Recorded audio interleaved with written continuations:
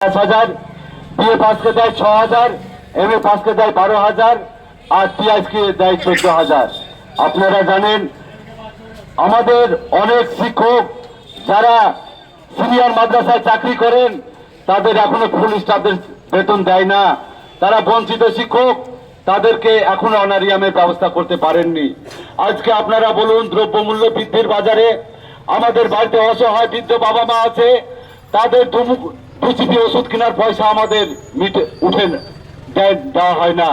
আমাদেরকে 500,000 যে মাইনাটা দেওয়া হয় তাও কোনো একটা নির্দিষ্ট টাইমে দেওয়া হয় না, কোনো একটা ডেট নাই। কখনো দেখা যায় যে 2 মাস অন্তর, 4 মাস অন্তর, 3 মাস অন্তর আমাদেরকে অনারিয়ামটা দেওয়া হয়। আজকে দ্রব্যমূল্য বৃদ্ধির বাজারে বলুন আমরা কি করে মাথা উঁচু করে বাঁচবো? আমরা সংখ্যালঘু সম্প্রদায়ের শিক্ষক শিক্ষিকা, আমরা সংখ্যালঘু সম্প্রদায় বলে আমাদেরকে তিলে তিলে মারার চেষ্টা করছে। তাই এই সংখ্যালঘু সম্প্রদায়ের শিক্ষা প্রতিষ্ঠানে যে সমস্ত ছাত্রছাত্রীরা পড়াশোনা করে তাদের কি অপরাধ?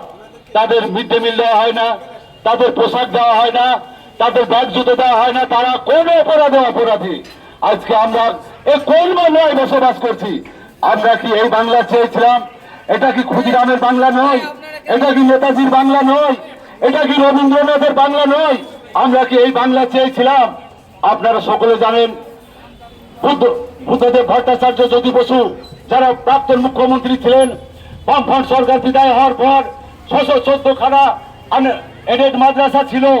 আজ 13 বছর অতিবাহিত হলো মমতা ব্যানার্জির সরকার আসার পর। একখানা এডেড মাদ্রাসা উনি তৈরি করতে পারেননি।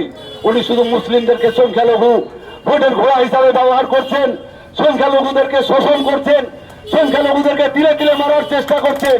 তাই আমাদের এই করুণ অবস্থা থেকে মুক্তি পাওয়ার লক্ষ্যে আমরা যাতে আমাদের ন্যায্য দাবি দেওয়া আদায় করে আমাদের বাড়ি ফিরতে পারি, তার জন্য আমাদের ডাকে সাড়া দিয়ে আমাদের নওশাদ সিদ্দিকী ভাইজান এখানে উপস্থিত হয়েছেন।